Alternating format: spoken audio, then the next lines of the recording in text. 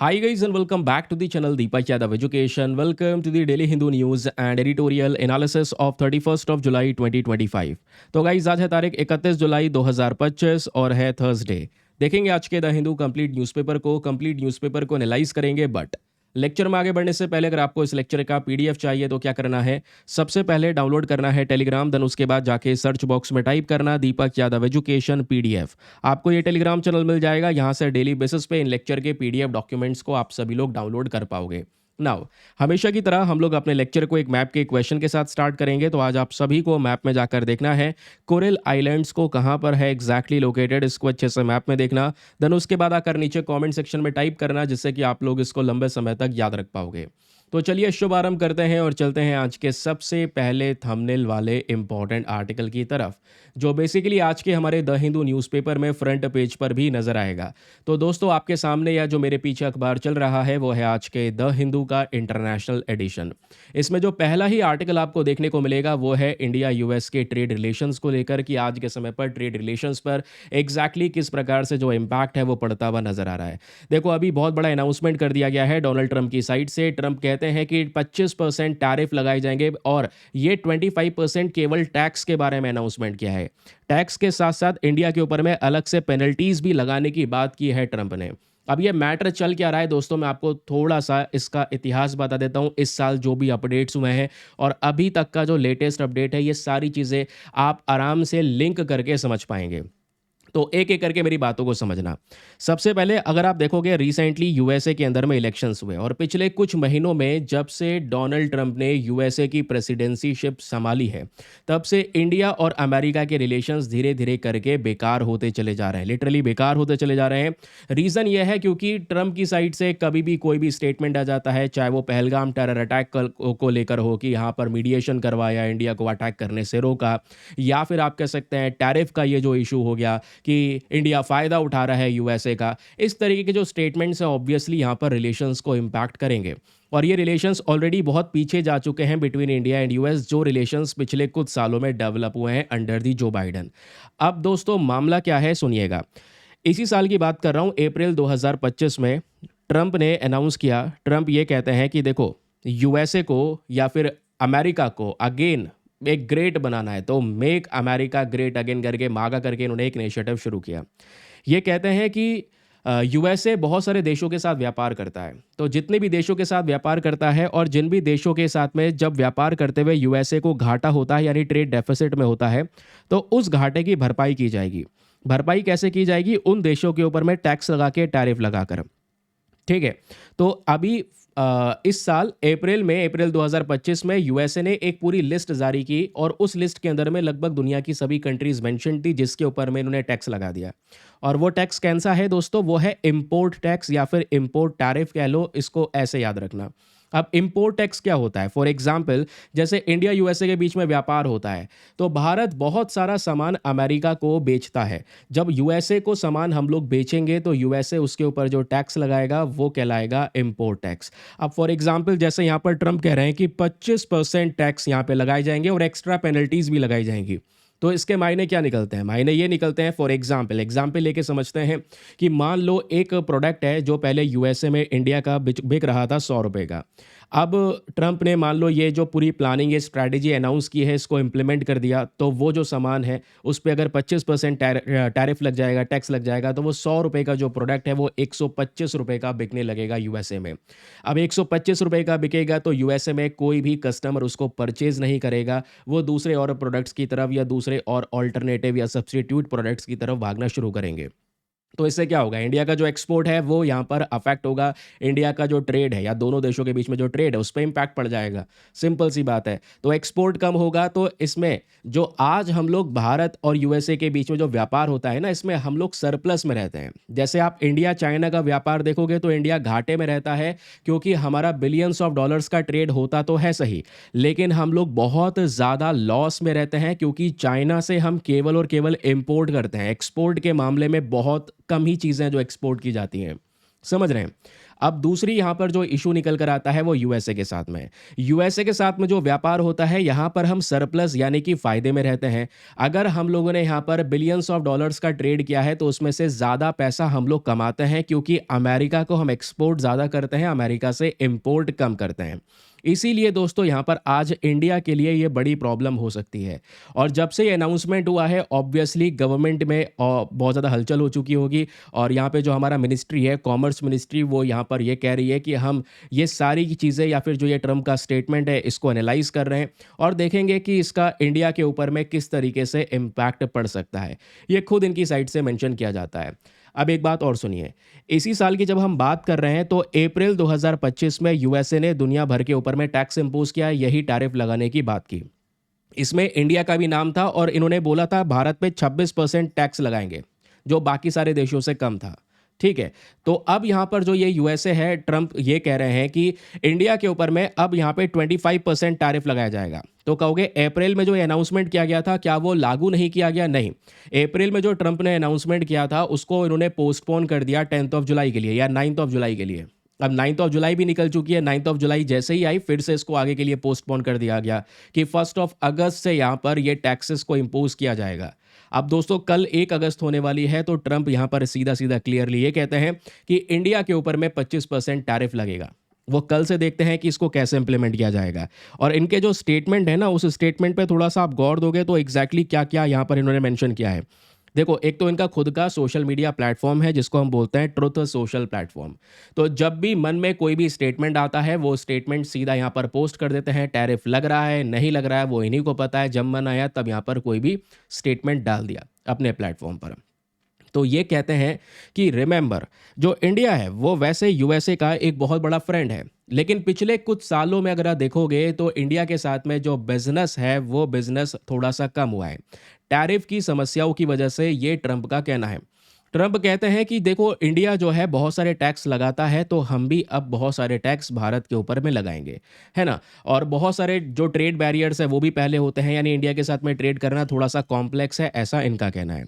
तो इसकी वजह से ये कहते हैं कि देखो, जो एक और समस्या है वो यह है कि हमने कितना मना किया, मतलब चाहे वो यूएसए हो, चाहे वो वेस्टर्न कंट्रीज हो, चाहे वो यूरोप हो, ये कहते हैं कि हम सब ने मिलकर इंडिया से या चाइना से, इन सब देशों के ऊपर मैं जोर दिया था कि वो रशिया से किसी भी प्रकार का ऑयल वगैरह परचेज ना करें, है ना। लेकिन फिर भी जैसे भारत की बात हो रही है तो भारत ने फिर भी रशिया से ऑयल परचेज किया। चाइना के साथ साथ इंडिया आज रशिया का एनर्जी इंपोर्ट के मामले में एक सबसे बड़ा बायर है। तो जब दुनिया चाहती थी कि रशिया को रोका जा सके यूक्रेन पे अटैक करने से, रशिया के पास में कोई फंडिंग ना जाए, तब ये देश यानी इंडिया चाइना व्यापार कर रहे थे। ये बात यहाँ पर ट्रंप कहते हैं। और फिर उसके बाद कहते हैं इसी वजह से इंडिया को भी 25% टैक्स पे करना होगा, और 25% के टैक्स के साथ साथ प्लस एक पेनल्टी भी देनी होगी फॉर द अबव। वो जो यहाँ पर रशिया से हमने व्यापार किया उसके लिए हमें एक्स्ट्रा पेनल्टीज भी देनी होगी, ऐसा इनका कहना है। अब फाइनली आगे देखा जाएगा कि इसको किस तरीके से इम्प्लीमेंट किया जाता है। हालांकि जैसे ये स्टेटमेंट आया इसके बाद जो हमारी कॉमर्स मिनिस्ट्री है वो ये कहती है कि देखिए, गवर्नमेंट ने ट्रंप के जितने भी स्टेटमेंट है सबको नोट डाउन कर लिया है, और हम आज के समय पर इस पे एनालिसिस कर रहे हैं कि इंडिया यूएसए के ये जो यूएसए का स्टेटमेंट है इसका इम्प्लीकेशन भारत अमेरिका के संबंध पे कैसे पड़ेगा। क्योंकि मैं आपको बता दूं, जो ये चीज़ें चल रही हैं ना, इससे पहले ही इंडिया यूएसए के बीच में एक मिनी ट्रेड डील चल रही थी, और हमारा फोकस यहाँ पर यह था इस साल 2025 के अंत तक एक अलग से ट्रेड एग्रीमेंट हम अमेरिका के साथ में कर लें, जिससे व्यापार में कोई भी ऐसा बड़ा नुकसान हमको ना हो। तो हमने ट्रेड डील करने के लिए ये पूरा फोकस रखा था। तो अब प्रश्न ये आ रहा है कि जो ट्रेड डील पे बातचीत हो रही थी, मिनी ट्रेड डील पे डिस्कशन हो रहा था, यूएसए के कॉमर्स मिनिस्टर, भारत के कॉमर्स मिनिस्टर, इनके बीच में बातचीत भी हुई है, मीटिंग्स भी हुई हैं, तो क्या वो सारी मीटिंग्स बेकार हो चुकी हैं? पहला क्वेश्चन। दूसरा क्वेश्चन, क्या ये जो ट्रेड डील पे डिस्कशन हो रहा था वो खत्म हो चुका है? जिस तरीके का स्टेटमेंट आया उससे तो यही लग रहा है। समझ रहे हैं? तो आई होप आपको ये क्लैरिटी मिली है। बाकी इस चार्ट के अंदर देखोगे तो कुछ बेसिक बातें और बताई गई हैं। इस चार्ट में बोला ये जा रहा है, सबसे पहले आप ये आइटम देख रहे हैं, ये 5 आइटम्स यहाँ पर लिखे हुए हैं, और ये 5 आइटम्स वो आइटम्स हैं जो भारत सबसे ज़्यादा एक्सपोर्ट करता है यूएसए के अंदर में। ठीक है, ये चार्ट ये दिखाता है इंडिया के टॉप 5 एक्सपोर्ट जो यूएसए को हम करते हैं। इसमें सबसे पहले इलेक्ट्रिकल मशीनरी हो गई, दूसरा फार्मास्यूटिकल प्रोडक्ट्स, तीसरा न्यूक्लियर मशीनरी, उसके बाद पर्ल प्रीशियस स्टोन, उसके बाद मिनरल फ्यूल्स। ये सारी चीज़ें हम लोग एक्सपोर्ट करते हैं यूएसए को। ठीक है, तो अब क्या है, देखते हैं भैया क्या होता है, ट्रंप किस तरीके से इन टैरिफ्स को इम्पोज करते हैं। ठीक है, क्योंकि ये कहते हैं कि इंडिया भी ऐसा ही करता है, तो हम भी अब टैरिफ लगाएंगे। तो हम कोई ये नया इनिशिएटिव नहीं चला रहे हैं, ये बेसिकली एक प्रकार का रिटेलिएटरी टैरिफ एक्शन है कि हम भी यहाँ पर इंडिया पे टैरिफ लगाएंगे। समझ गए?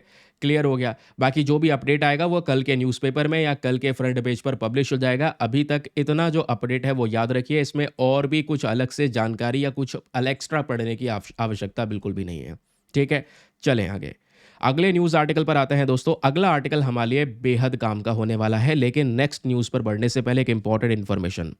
अगर आप लोग हमारे पेड ग्रुप्स को ज्वाइन करना चाहते हैं तो आपके पास में बढ़िया मौका है इसको ज्वाइन करने के लिए। यहाँ पर आपको डेली बेसिस पे करंट नोट्स के पीडीएफ वगैरह प्रोवाइड करवाए जाते हैं। फॉर एग्जाम्पल, जैसे अभी आप लोगों ने यहाँ पर पीडीएफ, अभी आप देखोगे पीडीएफ से जो हम लोग पढ़ते हैं, न्यूज़पेपर के नोट्स वगैरह सारी चीज़ें हम लोग अपने पीडीएफ के अंदर में बना कर चलते हैं। तो वो पीडीएफ हिंदी और इंग्लिश दोनों भाषाओं में आपको इसी ग्रुप में प्रोवाइड करवाया जाता है। ये एक पेड ग्रुप है। और दोस्तों यहाँ पर इसका सबसे बड़ा फ़ायदा यह है कि इस पेड ग्रुप का जो फ़ी पेमेंट है वो बहुत ज़्यादा मिनिमम है, just 499 for the life time access. जब तक आपका सिलेक्शन ना हो जाए तब तक आप 499 में इस ग्रुप को ज्वाइन करके रख सकते हैं। ज्वाइन करने के लिए करना क्या है, व्हाट्सएप पर जाना, यहाँ पर आपको एक नंबर दिया गया है 8534873368। इस नंबर पर मैसेज कर देना कि I want to join this group. वहाँ पे आपको रिप्लाई मिलेगा, पेमेंट का प्रोसेस दिया जाएगा। उससे ज़्यादा इंपॉर्टेंट, आपको डेमो वीडियो का लिंक मिलेगा, उसको देख सकते हैं, चेक कर सकते हैं और अपने आप को कंप्लीटली सेटिस्फाई करने के बाद में जाकर ये इन्वेस्टमेंट कर सकते हैं। ठीक है, बाकी मैंने आपको बता दिया है पहले भी कि ये जो अमाउंट है दोस्तों, ये आपका रिकवरेबल अमाउंट है। ठीक है, अगर आप इन्वेस्टमेंट करते हैं तो रोज़ाना पीडीएफ्स तो आपको मिलेंगे, साथ ही साथ में पुराने सारे पीडीएफ्स भी आपके हाथ में आ जाएंगे, तो आपका अमाउंट तुरंत रिकवर हो जाएगा। ठीक है, चलें आगे। बाकी सेम पेज पर, पेज नंबर 1 पर ही दोस्तों एक बड़ा अपडेट। अब ये नासा और इसरो के बीच में जो निसार सैटेलाइट है उसको लेकर अपडेट शेयर किया जा रहा है। ठीक है, आपको पता है निसार सैटेलाइट क्या है? NASA ISRO synthetic aperture radar. ये एक प्रकार का अर्थ ऑब्जर्वेशन सैटेलाइट है। तो हम लोगों ने परसों बहुत विस्तार से इसका डिस्कशन किया था और मैंने आपको परसों के लेक्चर में ये भी बोला था कि कल या परसों अगर ये चर्चाओं में होगा तो मैं आपको उसी वीडियो में भेजूंगा। तो प्लीज़ आप लोगों को क्या करना है, परसों का लेक्चर आपको देखना है। 29 ऑफ जुलाई के लेक्चर पर जाना, वहाँ पे आपको एक पूरा का पूरा डिटेल एनालिसिस मिल जाएगा। जो पढ़कर आ चुके हैं, मेरे साथ में कनेक्टेड हैं, उनको ऑलरेडी इसके बारे में पता होगा। चलो, एक दो बातें हैं जिसको फटाफट रिवाइज कर लेते हैं, थोड़े काम की हैं। जैसे नासा निसार के बारे में आपको समझ में आ चुका है। नासा और इसरो के बीच का एक सैटेलाइट हम लोग लॉन्च कर रहे हैं और यह है सिंथेटिक अपर्चर रडार, याद रखिएगा। और ये एक प्रकार का कैसा सैटेलाइट है? अर्थ ऑब्जर्वेशन सैटेलाइट, जो हमारे पृथ्वी को लगातार ऑब्जर्व करेगा, है ना। पृथ्वी का जो यहाँ पर डेटा है, हमारा एटमॉस्फेयर का डेटा, उसके अलावा और भी जैसे स्टॉर्म्स वगैरह का डेटा होता है, वो सारा सारा डेटा रिलीज करेगा। ठीक है, यानी हमारे पृथ्वी को मॉनिटर करने का काम कर रहा है। पानी कहाँ कहाँ पर प्रेजेंट है, कोई डिजास्टर आता है तो उस डिजास्टर की जानकारी, ये सारा काम यहाँ पर करने वाला है ये हमारा निसार सैटेलाइट। और याद रखने वाली बात यहाँ पर यह है कि ये पहला ऐसा मेजर अर्थ ऑब्जर्विंग सैटेलाइट है। ये पहला ऐसा अर्थ ऑब्जर्विंग सैटेलाइट है जिसमें दो अलग अलग रडार्स का यूज़ किया गया है। दो रडार्स, एक रडार यहाँ पर इसरो ने दिया है और एक रडार यहाँ पे नासा ने प्रोवाइड करवाया। अच्छा, मुझे आप लोग बता सकते हैं कि इसरो और नासा की साइड से वो कौन कौन से रडार दिए गए? नीचे कमेंट सेक्शन में फटाफट बताओ। मैंने काफ़ी बार आपको पढ़ा दिया है, परसों भी इसके बारे में पढ़ाया था। ठीक है, तो दोस्तों फटाफट यहाँ पर इसके बारे में लिख देना जो बताया है। बाकी इसरो ने अपने रॉकेट GSLV F-16 जो रॉकेट है, इस रॉकेट के माध्यम से निसार सैटेलाइट को लॉन्च कर दिया है। कल शाम को ये लॉन्च हो चुका है हमारे श्रीहरिकोटा से। ये आप देखोगे, वो इमेजेस भी शेयर करे गए।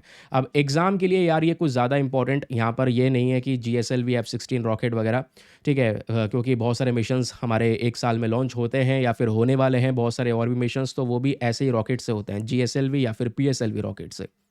ठीक है, निसार के बारे में ध्यान रखना। ये जो सैटेलाइट है, सैटेलाइट का जो टोटल वेट है वो 2392 किलोग्राम है, यानी 2392 किलोग्राम्स। मैंने आपको प्लीज़ यार परसों पढ़ा दिया है, आप एक बार परसों वाला वीडियो ज़रूर से विजिट कर लीजिएगा। ठीक है, वरना टाइम वेस्ट बहुत होगा, क्योंकि काम की चीज़ें बहुत सारी हैं, फिर काम की चीज़ें छूटती चली जाएंगी। चलिए, फिर फ्रंट पेज पर दोस्तों एक और ही न्यूज़ आर्टिकल आपको देखने को मिलेगा। ये भी काम का है, इसको हमने थोड़े दिनों पहले पढ़ा है, लेकिन मैं इसको रिवाइज करवा दूंगा, इसके बारे में आपको पढ़ाऊंगा। ये तो मैंने आपको निसार वाला जो है परसों ही पढ़ाया है। ये जो आर्टिकल है ये काफ़ी दिन हो गए पढ़ाए हुए, लगभग 12-15 दिन हो गए होंगे, है ना। तो फिर इस वजह से आज इसका जो रिवीजन है वो मैं आपको करवा दूंगा। मामला क्या है सुनो। यूनाइटेड नेशन की जो रिपोर्ट है, एक रिपोर्ट आती है, उस रिपोर्ट के अंदर में टीआरएफ नाम का जो ये टेररिस्ट ऑर्गेनाइजेशन है जिसको हम बोलते हैं द रेजिस्टेंस फ्रंट, इस टीआरएफ को दोस्तों यहाँ पे इंडिया ने एक आतंकवादी वाली जो डेजिग्नेशन है वो दिलवा दी है। देखो मामला क्या है, मैं आपको समझाता हूँ। अभी इसी साल अप्रैल में पहलगाम टेरर अटैक होता है, और वो जो पहलगाम टेरर अटैक हुआ 22 अप्रैल में, उसमें हमारे देश के 26 सिविलियंस की जान गई। और ये टेरर अटैक यूएसए कह रहा हूँ, पाकिस्तान ने करवाया।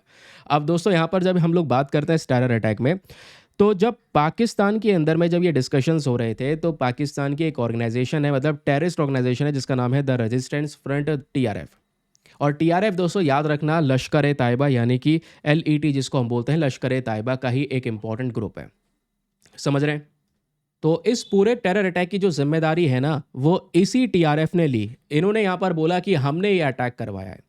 अब इंडिया ऑब्वियसली इस मुद्दे को इंटरनेशनल लेवल पर उठा रहा था। आपको याद होगा, हमारे जो एक्सटर्नल अफेयर मिनिस्टर है वो अलग अलग देशों में विजिट कर रहे थे, बार बार बता रहे थे कि हम सबको टेररिज्म के अगेंस्ट में साथ में मिलकर खड़ा होना होगा। और दुनिया भर की लगभग सभी कंट्रीज़ ने इंडिया का समर्थन किया इस पर्टिकुलर लड़ाई के अंदर में। और ये लड़ाई दोस्तों यहाँ पर फिर पहुँचती है यूनाइटेड नेशन सिक्योरिटी काउंसिल तक। और याद रखने वाली बात यहाँ पर यह है, एक कमेटी है जिसका नाम है 1267 कमेटी। मुझे लगता है नेक्स्ट ईयर यहाँ से प्रश्न बन सकता है 1267 कमेटी को लेकर। आप लोगों से पूछा जा सकता है ये कमेटी किस चीज़ से रिलेटेड है। तो ये यूनाइटेड नेशन की ही कमेटी है, याद रखना, जो बेसिकली आतंकवाद को रोकने के लिए, आतंकवाद को प्रिवेंट करने के लिए बात करती है। तो अभी क्या हुआ कि यूनाइटेड नेशन की जो रिपोर्ट है, इस रिपोर्ट के अंदर में जो टीआरएफ है, द रेजिस्टेंट फ्रंट, इसको आतंकवादी का दर्जा दिया जा चुका है, आतंकवादी ऑर्गेनाइजेशन घोषित किया जा चुका है। इंडिया का जो कैंपेन है, इसमें यूएसए ने फुल समर्थन किया, फुल सपोर्ट किया कि हाँ बिल्कुल हम भी आतंकवादियों के साथ में या उनके खिलाफ में लड़ने वाले हैं। उनको एक कह सकते हैं कि जितनी ज़्यादा सख्त सज़ा मिलनी चाहिए वो मिल पाए। और यूएसए की जो स्टेट डिपार्टमेंट है, जैसे मैंने आपको बताया, यूएसए की जो स्टेट डिपार्टमेंट है, इन्होंने यहाँ पर क्या किया है, भारत का एक बहुत बड़ा सपोर्ट दिखाया है। और उस सपोर्ट के साथ साथ यहाँ पे जो फॉरेन टेररिस्ट ऑर्गेनाइजेशन है, जिसको हम बोलते हैं फॉरेन टेररिस्ट ऑर्गेनाइजेशन की यहाँ पर एक लिस्ट होती है, या एक स्पेशल ग्लोबल टेररिस्ट का जो यहाँ पर एक डेजिग्नेशन है वो देने की बात होती है। तो ये टेररिस्ट का जो दर्जा है वो यहाँ पर दिया जा चुका है टीआरएफ को, जो अभी तक बचता फिर रहा था, नाउ अब नहीं बच सकता, और इंटरनेशनल लेवल पर आतंकवादी संगठन घोषित कर दिया गया है, जिसकी वजह से अब इसके खिलाफ में सख्त से सख्त एक्शंस यहाँ पे शुरू हो जाएंगे। आई होप आपको यहाँ पर ये क्लैरिटी मिली है। बट याद रखिएगा, एग्जामिनेशन में ये आर्टिकल बिल्कुल भी काम का नहीं है, बिल्कुल भी इंपॉर्टेंट नहीं बनेगा। एग्जामिनेशन में इस आर्टिकल में से अगर इकलौती चीज़ पूछी जा सकती है तो वो है 1267 कमेटी। आइए मैं आपको उस कमेटी के बारे में कुछ बेसिक डेटा बताता हूँ, एग्जामिनेशन में यहीं से प्रश्न बनेगा। ठीक है, तो पेज नंबर 1 पे आर्टिकल प्रेजेंट है। जो आर्टिकल है दोस्तों, वो आर्टिकल आपको ये वाला देखने को मिलेगा, मैंने यहाँ पर प्रेजेंट कर दिया है। और एक बात याद रखना, मैं जो पीडीएफ के बारे में आपको बताकर आया हूँ ना, जो पेड ग्रुप की भी इन्फॉर्मेशन शेयर की है, वो इन्हीं पीडीएफ्स की बात कर रहा हूँ, जहाँ पे आपको न्यूज़पेपर के article with proper detailed structured notes आपको प्रोवाइड करवाए जाते हैं। ठीक है, तो UN 1267 कमेटी, मैंने आपको बताया, याद रखना, ये जो कमेटी है इसको कई बार हम लोग दाइश और अल कायदा सैंक्शन कमेटी के नाम से भी जानते हैं। प्रश्न आप लोगों से बन सकता है। इस कमेटी को सबसे पहली बार सेटअप किया गया था 1999 में यूनाइटेड नेशन सिक्योरिटी काउंसिल के थ्रू। ठीक है, बाद में अगर आप लोग देखोगे इसमें बहुत सारे अपडेशन होते हैं, बाद में इसको और ज़्यादा मजबूत किया जाता है, नए नए प्रकार के जो नियम है इसके अंदर में वो ऐड किए जाते हैं। और आज के समय पर इस कमेटी को हम लोग दाइश या अल कायदा सैंक्शन कमेटी के नाम से भी जानते हैं। आप लोगों से एग्जाम में प्रश्न बन सकता है कि बताइए, क्या ये कमेटी इस नाम से भी जानी जाती है, या फिर ये कमेटी किस चीज़ से एसोसिएटेड है।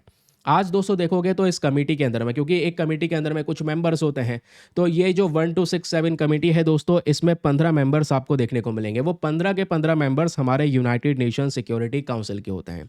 आपको पता है यूनाइटेड नेशन सिक्योरिटी काउंसिल में जो टोटल 15 मेंबर्स होते हैं, इसमें से 5 होते हैं परमानेंट मेंबर्स, और साथ ही साथ में 10 होते हैं नॉन परमानेंट मेंबर्स। तो परमानेंट नॉन परमानेंट मेंबर्स को अगर हम लोग मिला दें तो ये टोटल 15 मेंबर्स होते हैं यूनाइटेड नेशन सिक्योरिटी काउंसिल में। ध्यान रखना, 5 परमानेंट और 10 नॉन परमानेंट मेंबर्स। क्लियर हो गया आप लोगों को? तो अभी ये 15 के 15 मेंबर्स इस कमेटी में आते हैं, जो मिलकर आतंकवाद के खिलाफ काम करने को लेकर वर्क करते हैं। अब जैसे आप देखोगे, आज से कुछ दिनों पहले मैंने आप बताया ना, ये आर्टिकल चर्चाओं में था। देखो एग्जैक्टली ये आर्टिकल चर्चाओं में था, ये आर्टिकल भी लगा हुआ है यहाँ पर कि यूनाइटेड स्टेट्स ने टीआरएफ को टेरर लिस्ट में ऐड कर दिया है फॉर द पहलगाम स्ट्राइक, क्योंकि उस ग्रुप ने खुद यहाँ पर जिम्मेदारी ली कि यहाँ पर हाँ पहलगाम टेरर अटैक उन्होंने करवाया है। तो इस आधार पे यहाँ पे दोस्तों इसको टेरर लिस्ट में ऐड कर दिया है। बस खाली इसी न्यूज़ को वापस से आज छाप दिया गया अखबार में, है ना? तो ये आप लोगों को थोड़ा-सा ध्यान रखना है। अब ध्यान रखना है जो, वो है 1267 कमेटी। इस 1267 कमेटी को अल-कायदा और दैश कमेटी भी कहते हैं, ये आपको ध्यान रखना है। इस लिस्ट के अंदर में करते करते क्या है, जो भी कोई यहाँ पर एक बहुत बड़ा ऑर्गेनाइज़ेशन है या कोई भी एक पर्टिकुलर व्यक्ति भी है, इंडिविजुअल भी है, जो आतंकवाद को प्रमोट कर रहा है ना? या फिर टेररिस्ट ग्रुप से एसोसिएटेड है, उन सब के नाम इसमें शामिल किए जाते हैं। अगर इनका नाम है तो फिर यहाँ पे उनके खिलाफ एक्शंस भी होंगे। और याद रखना है दोस्तों कि इस लिस्ट के अंदर में सबसे ज़्यादा लोगों के नाम जो हैं वो पाकिस्तान से हैं। पाकिस्तान नेशनल्स और पाकिस्तान रेसिडेंट्स के सबसे ज़्यादा नाम इस लिस्ट में हमको देखने को मिलेंगे। अब आपके सामने एक प्रश्न आएगा, प्रश्न ये आएगा कि सर अगर नाम इसमें आ भी गया तो हम करेंगे क्या? इसका फ़ायदा क्या होगा? तो फ़ायदा ये होगा, जिसका भी नाम इस लिस्ट में आ जाता है या इस कमेटी में शामिल हो जाता है, तो पहली बात तो उसके ट्रैवल के ऊपर में पूरी तरह से बैन लग जाएगा। वो कहीं पर भी इधर से उधर मूव नहीं कर पाएगा। दूसरा, उसके जितने भी फाइनेंशियल एसेट्स होंगे, उन टेररिस्ट के या फिर उस नेटवर्क के, वो सारे के सारे पैसों का जितना ज़रिया है वो फ्रीज़ कर दिया जाएगा, बंद कर दिया जाएगा। तीसरा, आर्म्स एम्बार्गोज़ पे काम किया जाएगा, यानी कि हम इस चीज़ को एंश्योर करेंगे, इस चीज़ का ध्यान रखेंगे कि किसी भी हाल में या किसी भी तरीके से जो ये हथियार की सप्लाई है वो इन ग्रुप्स तक ना हो सके। तो ये एक्शंस लिए जाते हैं जब भी किसी ऑर्गेनाइज़ेशन को इस लिस्ट में हम लोग ऐड करते हैं उसके बाद। आई होप ये क्लैरिटी आपको मिल चुकी है। तो इसका इंपॉर्टेंस क्या है? इंपॉर्टेंस यहाँ पर यह है कि एक बहुत ही ज़्यादा इंपॉर्टेंट, एक बहुत ही ज़्यादा एक्टिव कमिटी मानी जाती है यूनाइटेड नेशन में। यूनाइटेड नेशन वैसे आज के समय में अगर आप देखोगे तो केवल बुक्स के हिसाब से बॉडी बची हुई है या हमें एग्ज़ाम के लिए पढ़नी है, बाकी उस कोई ज़्यादा इंपॉर्टेंट रोल तो है नहीं।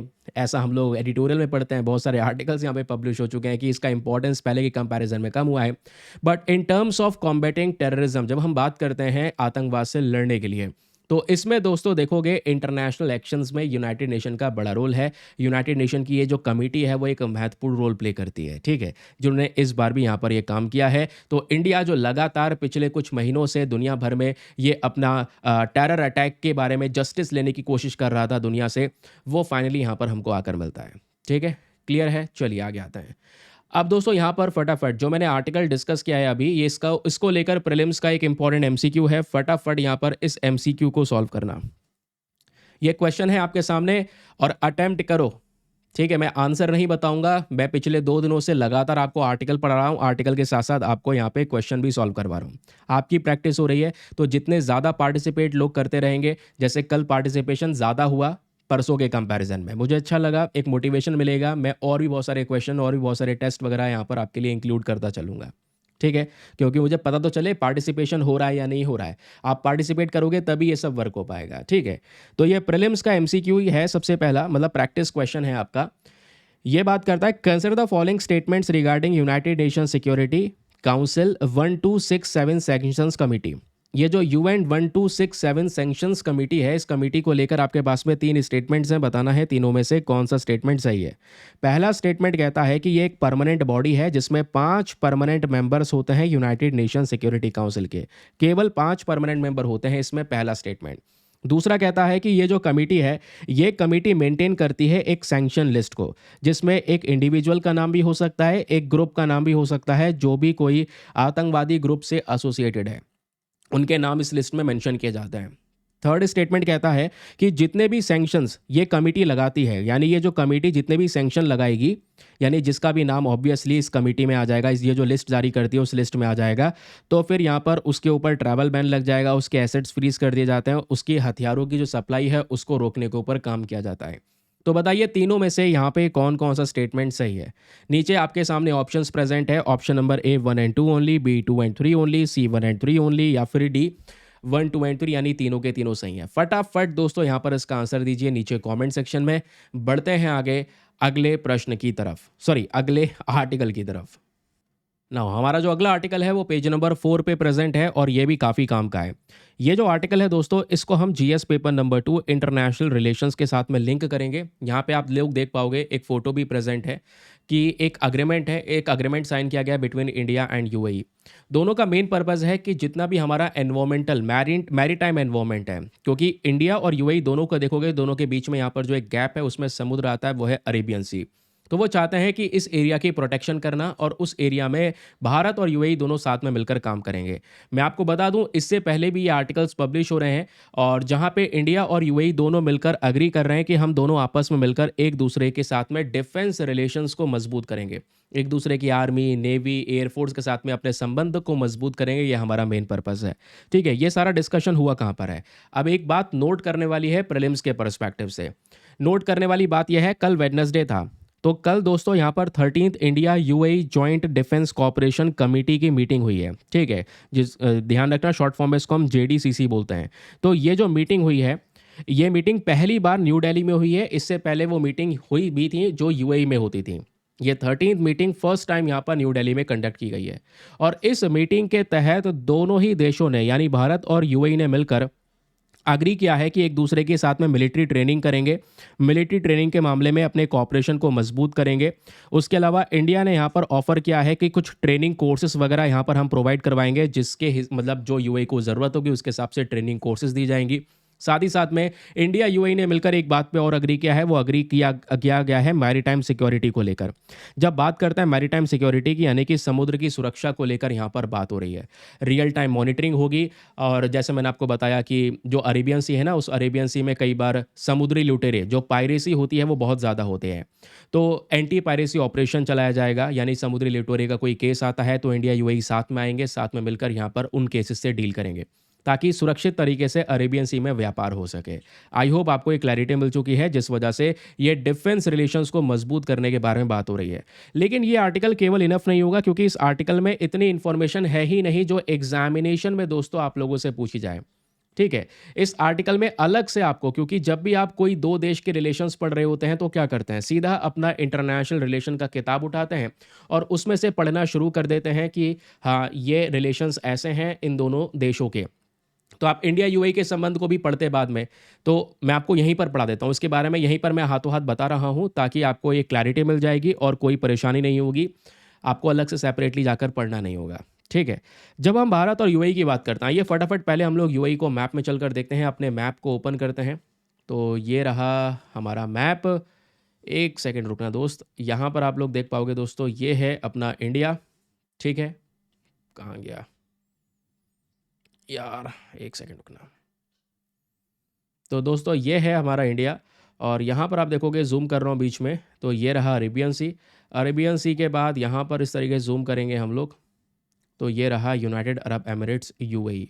ठीक है, ये रहा, आपको देखने को मिलेगा। और यहाँ पर ये है पर्शियन गल्फ, ये है गल्फ ऑफ ओमान और यहाँ पर आप देख पाओगे ये है अरेबियन सी। तो इंडिया यूएई मिलकर यहाँ पर बीच में इस प्रकार का जो अग्रीमेंट है वो कर रहे हैं। इंडिया यूएई के बीच में और भी बहुत सारे जो इंपॉर्टेंट एग्रीमेंट्स हैं पहले हो चुके हैं, शायद आप लोग को याद होगा। ठीक है, नहीं याद है तो अभी आइए फटाफट इसके बारे में पढ़ते हैं। देखो, prime minister Narendra Modi UAE को विजिट करते हैं साल 2015 में। उसके बाद हमने स्ट्रेटेजिक पार्टनरशिप की नींव रखी, यानी कि हमने ये डिसाइड किया कि इंडिया यूएई दोनों मिलकर अपने देशों के संबंध को और ज़्यादा मजबूत करेंगे, अपने बायलैटरल रिलेशनशिप को और ज़्यादा मजबूत करेंगे।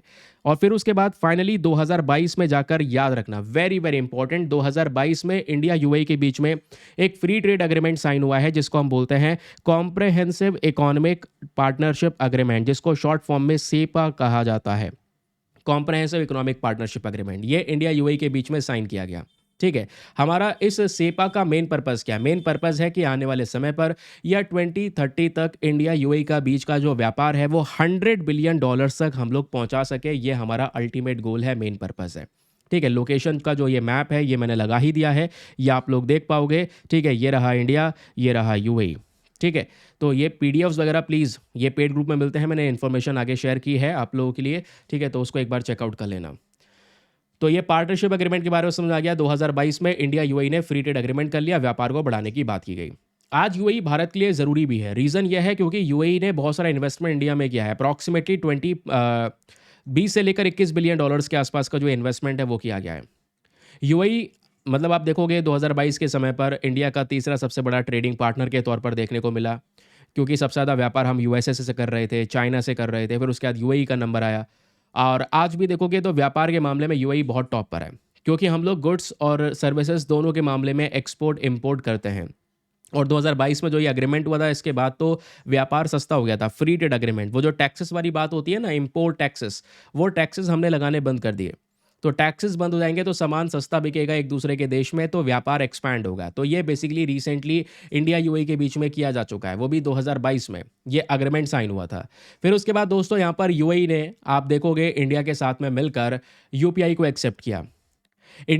यूएई कहता है कि चलिए हम क्या करेंगे, भारत का यूपीआई सिस्टम, भारत का सॉरी रुपे कार्ड और यूएई का जयवन, इन दोनों कार्ड्स को आपस में इंटरलिंक किया जाएगा। तो अपने डिजिटल पेमेंट सिस्टम को आपस में जोड़ा गया इन दोनों देशों के माध्यम से। बाकी यूपीआई जो है वो यूएई के अंदर में इंडियंस के लिए अवेलेबल करवाया गया। तो यूएई ने ये भी काम किया है ना। इंडियंस के लिए जो स्टडीज़ हैं वो भी यहाँ पर अवेलेबल करवाई हैं। कुछ इंपॉर्टेंट टेम्पल्स का रिसेंटली इनॉग्रेशन किया गया है। तो बहुत सारे काम करे गए हैं इंडिया की रिस्पेक्ट में यूएई के अंदर में, यूएई की सरकार ने, क्योंकि उनको भी पता है कि इंडिया भी एक इम्पॉर्टेंट रोल प्ले करता है यूएई के लिए। यानी दोनों देश एक दूसरे के लिए ज़रूरी हैं, क्योंकि यूएई हमको बहुत सारा कच्चा तेल, ऑयल, एलएनजी यानी कि लिक्विफाइड नेचुरल गैस, उसके बाद एलपीजी, ये सारी की सारी चीज़ें हम लोगों को बेचता है। तो बेचता है तो ऑब्वियसली बहुत सारा पैसा हम लोग यहाँ पर यूएई को प्रोवाइड करवाते हैं। और केवल यहाँ पे व्यापार की ही बात नहीं है, आज इंटरनेशनल लेवल पर बहुत सारे ग्रुप्स हैं। जब मैं बात करता हूँ ग्रुप्स, तो मल्टीलेटरल कॉपरेशन में पहला आता है BRICS. Brazil, Russia, India, China, South Africa, इसमें और भी देश जुड़ चुके हैं आज के समय पर। तो इसमें दोस्तों यहाँ पर यूएई का भी एक रोल आ चुका है। उसके अलावा I2U2 ग्रुप के बारे में आपने सुना होगा। I2U2 में हमने 4 देशों को लिया हुआ है। 2 आई से मतलब एक इंडिया है और दूसरा यहाँ पर इजराइल है, और 2 यूएई से मतलब एक यूएई है और दूसरा यहाँ पर यूएसए है। तो ये 4 देश आपको देखने को मिलेंगे I2U2 में। इन 4 देशों ने एक ग्रुप बनाया है। इनका अल्टीमेट मेन पर्पस है कि हम चारों देश आपस में मिलकर इन्वेस्टमेंट करेंगे वाटर में, ट्रांसपोर्टेशन में, हेल्थ और फूड सिक्योरिटी में। फिर उसी प्रकार से दोस्तों यूएफआई नाम का भी एक ग्रुप है, जिसमें यूएई, फ्रांस, इंडिया 3 देश शामिल होते हैं। यूएफआई, ध्यान रखना, प्रश्न बन सकता है। यह ट्राइलेटरल मैकेनिज्म है जहां पर यूएई, फ्रांस, इंडिया तीनों मिलकर काम करते हैं इंडो पैसिफिक रीजन में, ताकि हम ज़्यादा से ज़्यादा रीजनल स्टेबिलिटी को प्रमोट कर सकें, मैरीटाइम सिक्योरिटी पे काम कर सकें और क्लीन एनर्जी को प्रमोट कर सकें। यह हमारा मेन पर्पज़ है। ज़्यादा से ज़्यादा क्लीन एनर्जी को प्रमोट करने के लिए यहाँ पर एक ग्रुप बनाया गया। अगेन इसमें भी यूएई और इंडिया दोनों का एक अहम रोल देखने को मिल जाता है। आई होप ये क्लैरिटी मिल चुकी है। चलिए फिर बात आती है डायस्पोरा की। तो यूएई के अंदर में आज बहुत सारे इंडियंस, लगभग 3.5 मिलियन इंडियंस करंट समय पर प्रेजेंट है। इंडियन डायस्पोरा बहुत बड़ा रोल प्ले करता है यूएई के अंदर में। यूएई की इकोनॉमी को आज बूस्ट करने में इंडियंस का भी बहुत बड़ा रोल है, जो अलग अलग वर्क्स यहाँ पर इंडिया के लोग करंट समय पर यूएई में कर रहे हैं। ठीक है, फिर बात आती है दोस्तों यहाँ पे कि धीरे धीरे करके हमारा इंपॉर्टेंस, या ये दोनों देश एक दूसरे के लिए इतने ज़्यादा ज़रूरी हो गए हैं कि आज इनके बीच में जो कनेक्टिविटी है उसको इम्प्रूव करने के लिए हमने आईमैक कॉरिडोर को शुरू कर दिया है, that is India middle east Europe economic corridor. अब देखो ये जो कॉरिडोर है अभी शुरू नहीं हुआ है। इस कॉरिडोर का अनाउंसमेंट आपको याद होगा 2023 में ब्रिक्स समिट के दौरान किया गया था। इस पर्टिकुलर आईमैक कॉरिडोर में हमारा मेन पर्पस क्या है कि हम इंडिया को सीधा यूरोप के साथ में जोड़ेंगे। ठीक है, अब यूरोप के साथ जोड़ने के लिए हमें सीधा मिडिल ईस्ट से गुजरना पड़ेगा। तो इंडिया को मिडिल ईस्ट से जोड़ने के लिए सबसे पहले यूएई ही एक बहुत बड़ा रोल प्ले करेगा। यूएई का जो जबल अली पोर्ट है ये जोड़ा जाएगा। अगर इंडिया को मान लो यूरोप में कोई सामान बेचना है तो हमारे मुंबई पोर्ट, हमारे बंदरगाह से निकलेगा वो सामान जहाज़ के थ्रू, यूएई के पोर्ट पे उतरेगा, फिर यूएई के ज़रिए यहाँ पर ट्रेन से ये सामान पहुँचाया जाएगा इजराइल के हाइफा पोर्ट में, और फिर हाइफा पोर्ट से सामान उतर के ग्रीस के पायरेस पोर्ट में पहुंचेगा। फिर ग्रीस से सीधा पूरे यूरोप के अंदर में दोस्तों यहाँ पर ये सामान एक्सपोर्ट किया जा सकेगा। तो ये इंपॉर्टेंट कॉरिडोर है जिसको हमने India middle east Europe corridor का नाम दिया है। प्लीज़ इसको ध्यान रखिएगा, बहुत इंपॉर्टेंट है ये। ठीक है, इसमें भी यूएई का रोल है। ये एक बहुत बड़ा कनेक्टिविटी प्रोजेक्ट होने वाला है। जब ये तैयार होगा ना, इसका मैसिव रोल होगा। इवन ये जो प्रोजेक्ट है चाइना के बेल्ट एंड रोड इनिशिएटिव को पीछे छोड़ देगा। उसी को पीछे छोड़ने के लिए यहाँ पर ये हम लोग लेकर आए। इवन यूएई ने आज इंडिया को सपोर्ट इस लेवल पर किया है कि बहुत सारे, जैसे भारत के अंदर सीबीएसई बोर्ड है, सीबीएसई बोर्ड के सिलेबस के आधार पे जो स्कूल्स वगैरह हैं वो यहाँ पर ऑपरेट कर रहे हैं यूएई के अंदर में। आईआईटी दिल्ली का जो इंटरनेशनल कैंपस है वो यहाँ पर अबू धाबी यानी यूएई में ओपन किया गया। तो यूएई का जो फोकस है वो किस तरीके से यहाँ पे हो रहा है इंडिया के ऊपर, ये आपने देखा। तो रिलेशंस किस तरीके से मजबूत हैं दोनों देशों के, वो भी आप लोगों को यहाँ पर समझ में आ रहा होगा। कहानी यही नहीं रुकती है। दोनों देशों के बीच में कुछ आप कह सकते हैं डिफेंस रिलेशंस में। जब मैं बात करता हूँ डिफेंस रिलेशंस, तो यहाँ पे देखोगे दोनों देशों के बीच में कुछ जॉइंट मिलिट्री एक्सरसाइजेस होती हैं, जैसे डेजर्ट फ्लैग नाम का एक अभ्यास है, या desert cyclone. Very very important प्रश्न यहाँ से बनते हैं। डेजर्ट फ्लैग और डेजर्ट साइक्लोन, ये दोनों देशों के मिलिट्री के बीच में होने वाला अभ्यास है, जॉइंट मिलिट्री एक्सरसाइजेज हैं। इसरो और यूएई आज के समय पर, यानी यूएई की जो स्पेस एजेंसी है इसरो है, ये भी मिलकर काम करते हैं। तो इन दोनों देशों के रिलेशन, चाहे वो एजुकेशन सेक्टर हो, चाहे वो डिफेंस सेक्टर हो, चाहे वो स्पेस कॉपरेशन हो, हर एक सेक्टर में बहुत अच्छे हैं। इसलिए यूएई भारत के साथ में बड़ा रोल प्ले करता है। और इसलिए यहाँ पर दोस्तों अगर आप लोग देखोगे तो हम लोगों ने जो आर्टिकल डिस्कस किया है आज न्यूज़पेपर के अंदर, वो क्या बात करता है? वो बात करता है इस चीज़ के बारे में कि हम दोनों देश अपने डिफेंस रिलेशंस को और मजबूत करने पर फोकस कर रहे हैं। ठीक है, चलिए अब यहीं पर दोस्तों एक क्वेश्चन आप लोगों को मिलता है प्रीलिम्स का, प्लीज़ इसको अटेम्प्ट कीजिएगा और इसका उत्तर यहाँ पर फटाफट दीजिएगा। क्वेश्चन क्या है आपके सामने ये प्रेजेंट है। प्रश्न कहता है with reference to India UAE relation consider the following statements. ठीक है, यहाँ पर आपको दो स्टेटमेंट दिए गए हैं। पहला, इंडिया यूएई के बीच में comprehensive economic partnership agreement sign किया गया था साल 2022 में। दूसरा स्टेटमेंट कहता है इंडिया यूएई के बीच का जो ये डिफेंस रिलेशनशिप है, इस डिफेंस रिलेशनशिप में कुछ मिलिट्री अभ्यास भी होते हैं जैसे डेजर्ट फ्लैग और डेजर्ट साइक्लोन। तो बताइए दोनों में से कौन कौन सा स्टेटमेंट सही है। नीचे यहाँ पर दोस्तों यहाँ ऑप्शंस आपको प्रोवाइड करवाए गए। एक सेकंड में ऑप्शन आपको शो कर देता हूँ। नीचे नहीं मिलेंगे ऑप्शन, ऑप्शन यहाँ पर आपको ये देखने को मिलेंगे। ठीक है, ये रहे यहाँ पर आपके option. Option number A 1 only, B 2 only, C दोनों सही है या फिर डी दोनों के दोनों गलत हैं। फटाफट यहाँ पर इसका आंसर बताइए नीचे कमेंट सेक्शन में क्या होना चाहिए। आगे आते हैं अगले आर्टिकल पर। नाउ अब आते हैं सीधा पेज नंबर 12 के ऊपर में। दोस्तों यहाँ पे बिजनेस पेज है और बिजनेस पेज पर इकलौता आर्टिकल इंपॉर्टेंट है और इकोनॉमी के पर्सपेक्टिव से ये टॉपिक हमारे लिए बहुत काम का है। क्या बात करता है सुनिएगा। यहाँ पर एक्सप्लेन किया जा रहा है कि नई जीडीपी की जो सीरीज़ है वो रिलीज़ की जाएगी फरवरी 27 में।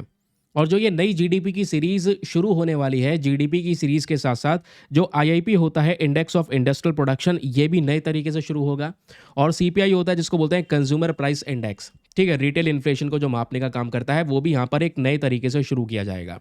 अब ये नए तरीके से जो शुरुआत है एग्जैक्टली वो होने कैसे वाली है, आइए मैं आपको इसके बारे में थोड़ा सा एक्सप्लेन करता हूँ। ये बहुत काम का टॉपिक है, सुनना। मैंने इसके लिए कुछ रेलिवेंट नोट्स बनाए हैं और आपको एक मंत्रालय के बारे में पढ़ के जाना होगा जिसको नाम दिया गया है मोस्पी, यानी ministry of statistics and programme implementation. ठीक है, वेरी वेरी रेलिवेंट ग्रुप।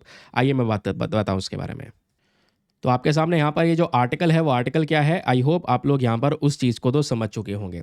तो ये आर्टिकल डिस्कस करता है कि आने वाले समय पर जो भी चेंजेस होने वाले हैं, जो या फिर नया डेटा इनिशिएटिव शुरू करने वाला है ministry of statistics and programme implementation की साइड से, नए तरीके से शुरुआत होगी। जैसे आज जीडीपी का कैलकुलेशन होता है, तो जीडीपी का जो कैलकुलेशन होगा उसमें एक छोटा सा चेंज होगा। जैसे आज हम इन्फ्लेशन को कैलकुलेट करते हैं, उसमें छोटा सा बदलाव होगा। अब वो छोटा सा बदलाव क्या है, आइए मैं आपको समझाता हूँ। तो ये मैंने आपका न्यूज़पेपर का आर्टिकल भी लगा दिया है, इसी में ही ये आर्टिकल आप लोग देख पाओगे। लेकिन साथ ही साथ में आपको कुछ आर्टिकल के साथ साथ अपने नोट्स बनाने हैं। वो नोट्स क्या बनाने हैं या जो बदलाव हो रहा है, आइए उस बदलाव के बारे में बात करते हैं। ठीक है, बदलाव नंबर 1, न्यू जीडीपी सीरीज। तो दोस्तों बताया गया है 27 फरवरी 2026, यानी अगले साल से जीडीपी में एक बड़ा बदलाव होगा।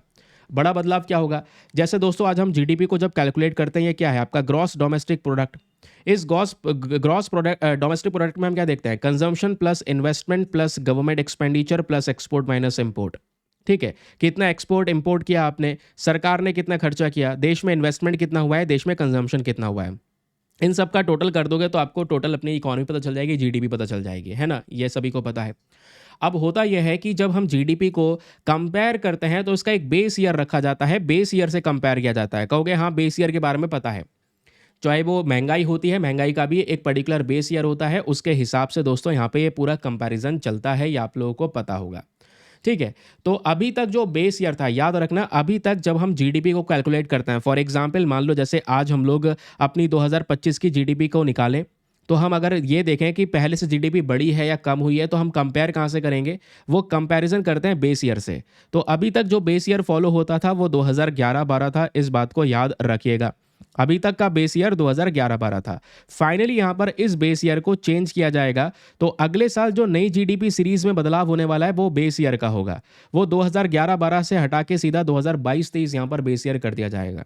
अब ये हमारे लिए इंपॉर्टेंट क्यों है, क्योंकि बेस ईयर अगर हम लोग चेंज कर देंगे तो इससे ज़्यादा एक्यूरेट डेटा पता चलेगा, क्योंकि ये जो अभी 2011-12 इस्तेमाल करते हैं ये बहुत ही ज़्यादा आउटडेटेड हो गया, बहुत पुराना हो गया।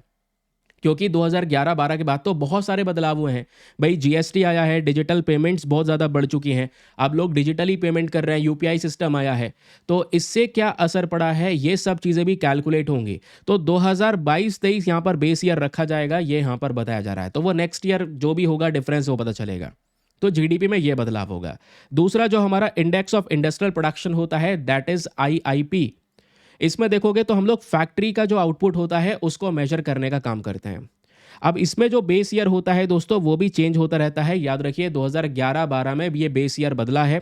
2011-12 से जो मतलब पहले क्या होता था, अभी जैसे हम लोग क्या करते हैं आईआईपी के अंदर में, आईआईपी में क्या होता है, जो हमारी अलग अलग इंडस्ट्रीज़ हैं देश की, उन इंडस्ट्रीज़ में प्रोडक्शन ज़्यादा हो रहा है या कम हो रहा है उसको कंपेयर करते हैं। और कंपेयर करते करते जब बेस ईयर में कंपैरिजन होता है तो इसका भी 2011-12 बेस ईयर है और इसका भी बेस ईयर बदल दिया जाएगा, 2022-23 कर दिया जाएगा। तो बेस ईयर में बदलाव हो रहा है बस। और वही चीज़ दोस्तों सीपीआई सीरीज़ में भी है। सीपीआई होता है कंज्यूमर प्राइस इंडेक्स, जो हमारे देश में रिटेल इन्फ्लेशन को मेजर करता है। जैसे होलसेल प्राइस इंडेक्स है ना, वो हमारा जो होलसेल इन्फ्लेशन है उसको बेसिकली यहाँ पर मेजर करने का काम करता है। आई होप आपको ये समझ में आया। आगे सुनिए।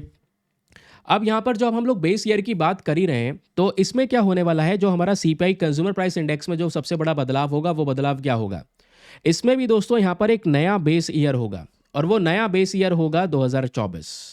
यानी लास्ट इसका 2012 है अभी तक बेस ईयर, 2012 से कंपैरिजन करते हैं सारे डेटा। अब नया जो होगा वो 2024 होगा। ठीक है, इसको अपडेट करेंगे हम लोग। क्लियर हो गया, समझ में आ गया। ये न्यू बेस ईयर यहाँ पर होने वाला है। सीपीआई का भी आपको समझ में आ गया कि क्या बदलाव होगा। तो ये सारे बदलाव यहाँ पर नेक्स्ट ईयर से हम लोग करने वाले हैं। फिर उसके बाद एक और बहुत बड़ा बदलाव होगा, वो होगा न्यू हाउस होल्ड सर्वे का। Very very important. जो हमारा ministry of statistics and programme implementation है, इन्होंने 2 नए सर्वेज को लॉन्च किया है जुलाई 2025 में। 2 नए सर्वेज यहाँ पर लॉन्च हो रहे हैं। नए सर्वे याद रखना, पुराने नहीं हैं। अभी तक हमारे पास में बहुत सारे सर्वे लॉन्च होते रहते हैं। यहाँ पे 2 नए सर्वे, एक है यहाँ पर इंडियन हाउस होल्ड ट्रैवल का और दूसरा है यहाँ पर डोमेस्टिक टूरिज्म एक्सपेंडिचर का, कि हमारे देश में लोग इधर उधर घूमने जाते हैं कितना खर्चा करते हैं, उसका एक सर्वे हुआ है। ठीक है, उसके अलावा हमारे देश के अंदर में जो हाउस होल्ड ट्रैवल है, ठीक है, हाउस होल्ड ट्रैवल, इसमें कितना खर्चा होता है, ये स्टडी करता है कितने लोग यहाँ पर देश के अंदर में ट्रैवल कर रहे हैं, किस ट्रांसपोर्ट से कर रहे हैं, क्यों ट्रैवल कर रहे हैं, उसका भी सर्वे होगा। तो ये 2 प्रकार के नए सर्वे यहाँ पर रिलीज हो रहे हैं। फिर 5वां एक सबसे बड़ा बदलाव क्या हो रहा है कि सर्विस सेक्टर एंटरप्राइजेस के लिए भी सर्वे आएगा। याद रखिएगा ये आएगा। कब से आएगा? जनवरी 2026। तो मेजर अपडेट्स यहाँ पर 2026 यानी नेक्स्ट ईयर से होने वाले हैं। अब यहाँ पर क्या अपडेट होने वाला है याद रखिए, जैसे मैं आपको बताता हूँ। हम आज के समय पर जो हमारा इंडस्ट्रियल सेक्टर है, इंडस्ट्रियल सेक्टर के लिए पूरे साल का सर्वे करते हैं। पूरे साल में इंडस्ट्रियल सेक्टर में क्या क्या चेंजेस रहे, क्या स्थिति रही, है ना, वो पूरे पर्टिकुलर ईयर का सर्वे होता है। तो अभी यहाँ पर देखोगे जो नया सर्वे है जनवरी 2026 में शुरू होगा और इस वाले नए सर्वे में हम क्या करने वाले हैं, सर्विस सेक्टर को, अभी तक इंडस्ट्री पे हो रहा था, अब सर्विस सेक्टर पे भी ध्यान दिया जाएगा। तो annual survey of service sector enterprises, ये नया सर्वे शुरू होने वाला है नेक्स्ट ईयर से। इसमें सारी डिटेल होगी देश के फॉर्मल सर्विसेज के बारे में, बैंकिंग सेक्टर, आईटी, होटल्स, ये सब इंडस्ट्रीज की इंफॉर्मेशन इसमें होने वाली है। ठीक है, अब इसमें एक चीज़ और बताई जा रही है। यहाँ पर बोला जा रहा है कि जो नया डेटा है, नया डेटा सोर्स, उसको भी यहाँ पर यूज़ किया जा रहा है। अब एक्चुअली में हम लोग क्या करेंगे, जो भी ये नए नए सर्वेज होंगे या नई बदलाव होगा, जीडीपी सीरीज़ में चेंजेस होगा, तो जो हमारा ministry of statistics and programme implementation है, ये नए प्रकार के डेटा का यूज़ करेगा। जैसे जीएसटी डेटा का यूज़ करेगा, ई वाहन का इस्तेमाल करेगा, UPI payment, online prices, web scrapping, है ना। तो ये सब डेटा इस्तेमाल किया जाएगा। इस डेटा से ही यहाँ पर ये सारे के सारे जो सर्वे हैं वो रेडी किए जाने वाले हैं, ध्यान रखिए। ठीक है, क्लियर हो गया। तो एक बार देख लेते हैं, 2-3 चीज़ें यहाँ पर नई आने वाली है। GDP series, IIP index, CPI, इन सब का बेस ईयर चेंज होगा। 2 नए सर्वेज लॉन्च होंगे और उसके अलावा एक और सर्वे, 2 नए सर्वेज लॉन्च हो रहे हैं और एक सर्वे जो सर्विस सेक्टर को लेकर है वो नेक्स्ट ईयर से आएगा। तो ये बड़े बदलाव होने वाले हैं जो इस आर्टिकल में एक्सप्लेन किया गया है। उसके अलावा इस आर्टिकल से आपने कुछ भी नहीं पढ़ना है। ठीक है, अब आगे सुनिए दोस्तों। अब यहाँ पर मैं आप लोग को एक प्रीलिम्स का क्वेश्चन दे रहा हूँ, प्लीज़ इस क्वेश्चन को अटेम्प्ट कीजिए और इसका आंसर भी आप सभी लोगों को नीचे कमेंट सेक्शन में लिखना है। प्रश्न आपके सामने यहाँ पर ये प्रेजेंट है कि with reference to the recent initiative by ministry of statistics and programme implementation, यानी मोस्पी की साइड से जो हाल ही में इनिशिएटिव शुरू किया गया है, इस इनिशिएटिव के रेफरेंस में ये 4 स्टेटमेंट दिए गए हैं। आपने बताना है चारों में से कौन कौन सा स्टेटमेंट सही है। पहला स्टेटमेंट यहाँ पर यह कहता है कि जो नया बेस ईयर है सीपीआई का वो 2024 होने वाला है। दूसरा कहता है ministry of statistics and programme implementation का प्लान यह है कि वो जीएसटी का डेटा और यूपीआई का ट्रांजैक्शन भी इस्तेमाल करेंगे जीडीपी के कैलकुलेशन में। तीसरा स्टेटमेंट कहता है कि जो annual survey of service sector enterprises service sector का सर्वे ये ऑलरेडी हमारे देश के अंदर में लागू हो चुका है। तीसरा स्टेटमेंट कहता है नेशनल हाउस होल्ड ट्रैवल सर्वे जो होने वाला है ये सर्वे इंटर कंट्री टूरिज्म का डेटा इकट्ठा करेगा, यानी कि एक व्यक्ति एक देश से दूसरे देश में जो जा रहा है उसका डेटा इकट्ठा करेगा। तो याद करो और बताओ चारों में से कौन सा स्टेटमेंट सही है। नीचे आपको यहाँ पर ये ऑप्शंस दिए गए हैं। Option number A 1 and 2 only, B 1 2 and 4 only, C 2 and 3 only, या फिर डी चारों के चारों सही हैं। फटाफट दोस्तों यहाँ पर इसका आंसर बताओ। बहुत इजी क्वेश्चन है और अभी जस्ट हम लोगों ने पढ़ा है। इधर उधर से आंसर देख के भी आप बता सकते हैं, बगल बगल में सब चीज़ें दिख रही हैं, लेकिन सॉल्व करना। ठीक है, आगे आते हैं। अभी ये आर्टिकल पूरी तरह से समाप्त नहीं हुआ है। इसमें आपको एक मंत्रालय के बारे में पढ़ना है which is ministry of statistics and programme implementation. ये मंत्रालय क्या है, आइए थोड़ा सा इसके बारे में बात कर लेते हैं। ठीक है, कैसे वर्क करता है, क्या है एग्जैक्टली। तो दोस्तों ये जो ministry of statistics and programme implementation है ये हमारी केंद्र सरकार का मंत्रालय है, सेंट्रल गवर्नमेंट की मिनिस्ट्री है। दो इंपॉर्टेंट चीज़ों को ये हैंडल करते हैं। पहली चीज़ जो ऑफिशियल डेटा है हमारे देश का वो हैंडल करते हैं। दूसरा जितने भी सरकारी प्रोग्राम हैं उनको मॉनिटर करने का काम करते हैं। ठीक है, अब इनका मेन फंक्शन क्या है, आइए थोड़ा सा उसके बारे में बात करते हैं। Ministry of statistics and programme implementation, इनके फंक्शंस के बारे में जब बात आती है तो दोस्तों सबसे पहला फंक्शन आता है इनका, वो है स्टैटिस्टिकल फंक्शन। ये हमारे देश का स्टैटिस्टिक्स को मैनेज करने का काम करते हैं। स्टैटिस्टिक्स के हिसाब से ही तो डेटा पब्लिश होता है, तो उसको मैनेज करने का काम इनका है ना। उसके अलावा ये जो मोस्पी है ये क्या करता है, जो हमारा अलग अलग डेटा है, डेटा कलेक्शन का काम करता है। जीडीपी, इन्फ्लेशन, है ना, सेविंग, कंजम्पशन, इन सब का डेटा इकट्ठा करता है। फिर उसके अलावा जो सीपीआई इंडेक्स है, आईआईपी इंडेक्स है, ये सारे के सारे बहुत इंपॉर्टेंट इंडिकेटर है। इससे हम इकोनॉमी का पता लगा सकते हैं, महंगाई कितनी है, देश में इंडस्ट्रीज़ कैसे ग्रो कर रही हैं। तो ये पब्लिश करने का काम इसी ministry of statistics and programme implementation का है। ये जो मोस्पी है ये नेशनल इनकम के डेटा को प्रोवाइड करवाता है, कैपिटल फॉर्मेशन का डेटा प्रोवाइड करवाता है। इससे हम अपने देश की अर्थव्यवस्था को, इकोनॉमी को अच्छे से समझ पाते हैं। साथ ही साथ में ये जो बॉडी है MP LAD, very very important, ये क्या है, मेंबर ऑफ पार्लियामेंट से related MP LAD, MP local area development scheme, इसको मॉनिटर करने का काम इसी स्कीम का, इसी मोस्पी का है, याद रखिए। उसके अलावा 20 पॉइंट प्रोग्राम करके यहाँ पर एक इंपॉर्टेंट प्रोग्राम है, ये भी मॉनिटर करने का काम मोस्पी का है। प्रश्न आप लोगों से बन सकता है। अब ये मोस्टली काम किसके साथ मिलकर करता है, स्टेट गवर्नमेंट के साथ में मिलकर काम करता है डेटा को इकट्ठा करने के लिए। ठीक है, डेटा का कलेक्शन करना, उसका स्टैटिस्टिकल डेटा तैयार करना, ये सारा का काम मॉस्पी का होता है। ये हमने इसके फंक्शंस के बारे में बात कर लिया। लेकिन इस मंत्रालय में होता कौन कौन है, यानी ये ऑर्गेनाइजेशन कैसे चलता है, इस ऑर्गेनाइजेशन में कौन कौन लोग होते हैं, ये हमारे लिए जानना ज़रूरी है। सबसे पहले दोस्तों अगर आप लोग देखोगे तो नेशनल स्टैटिस्टिकल ऑफिस के अंदर में, इस ministry of statistical and programme implementation में एक सबसे बड़ी बॉडी आती है एनएसओ, नेशनल स्टैटिस्टिकल ऑफिस। और ये एनएसओ दो ग्रुप से मिलकर बना है, क्योंकि एनएसओ से पहले अलग अलग ये बॉडीज हुआ करती थी, central statistic organisation, national sample survey office. दोनों को मिला दिया गया, दोनों को मिलाने के बाद में हमने नेशनल स्टैटिस्टिकल ऑफिस बनाया। ठीक है, इसका मेन काम क्या है, डेटा कलेक्शन, वही ज़्यादातर डेटा कलेक्शन काम है। दूसरा जो मोस्पी का ऑर्गेनाइजेशन स्ट्रक्चर है, इसमें एक और बॉडी आती है, वो है प्रोग्राम इम्प्लीमेंटेशन विग, जो बेसिकली अलग अलग स्कीम जैसे एमपी लेड स्कीम या 20 पॉइंट प्रोग्राम को लागू करने का काम करती है। फिर मोस्पी में तीसरी इंपॉर्टेंट चीज़ आती है, वो है नेशनल स्टैटिस्टिकल कमीशन। ये जो कमीशन है दोस्तों, यहाँ पर ये इंडिपेंडेंट एडवाइजरी बॉडी का काम करता है। इंडिपेंडेंट एडवाइजरी बॉडी का काम जो स्टैटिस्टिक्स को लेकर या स्टैटिस्टिक्स के मैटर पे एडवाइस देने का काम करता है। तीसरी जो बॉडी मोस्पी के अंदर में आती है वो है इंडियन स्टैटिस्टिकल इंस्टीट्यूट। ये एक बहुत रेलिवेंट रिसर्च और एकेडमिक इंस्टीट्यूट है, ये भी मोस्पी के अंदर में आता है। प्रश्न आपसे बन सकता है कि ये इंस्टीट्यूट किसके अंडर में आता है। बाकी ये जो मंत्रालय है दोस्तों, ये बहुत सारे इनिशिएटिव्स एंड बहुत सारे जो डॉक्यूमेंट्स हैं उनको भी पब्लिश करता है। याद रखिए, बहुत सारे और भी डेटा को रिलीज़ करता है। ये भी प्रीलिम्स में क्वेश्चन बनते हैं। तो सबसे पहले ई सांख्यी पोर्टल दोस्तों, अगर आप लोग देखोगे ये इनिशिएटिव इसी मोस्पी का है, या एनवी स्टैट इंडिया हो गया जहाँ पे एनवायरमेंट का डेटा पब्लिश किया जाता है, या हाउस होल्ड कंजम्पशन एक्सपेंडिचर सर्वे हो गया, इसका डेटा भी मोस्पी लाता है। इंडेक्स ऑफ इंडस्ट्रियल प्रोडक्शन का डेटा मोस्पी लाता है। नेशनल अकाउंट स्टैटिस्टिक्स का डेटा मोस्पी लेकर आता है। इसमें आपका जीडीपी, इनकम, एक्सपेंडिचर डेटा सब कुछ हो गया। तो ये इनिशिएटिव्स यहाँ पर सीधे मॉस्पी की साइड से लेकर आए जाते हैं, याद रखना है। आइए अब आते हैं अगले प्रश्न की तरफ। ये भी बहुत इंपॉर्टेंट क्वेश्चन है, मैं चाहता हूँ इसका भी आंसर आप लोग नीचे कमेंट सेक्शन में लिखें। अपने कमेंट सेक्शन ओपन करा करो, क्वेश्चन 1, क्वेश्चन 2, क्वेश्चन 3 करके यहाँ पर हर एक का आंसर लिखा करो। तो यहाँ पे ये जो क्वेश्चन है ये बात करता है with reference to ministry of statistics and programme implementation. इस मंत्रालय के रेफरेंस में आपको यहाँ पर स्टेटमेंट्स दिए गए हैं, बताना है कौन सा स्टेटमेंट सही है। इस मंत्रालय के रेफरेंस में यहाँ पर दोस्तों आप लोग देख पाओगे ये कितने स्टेटमेंट है। पूरा क्वेश्चन स्क्रीन पे लगा देता हूँ अच्छे से, ठीक है। ये 3 स्टेटमेंट है, बताना है तीनों में से कौन कौन सा स्टेटमेंट सही है।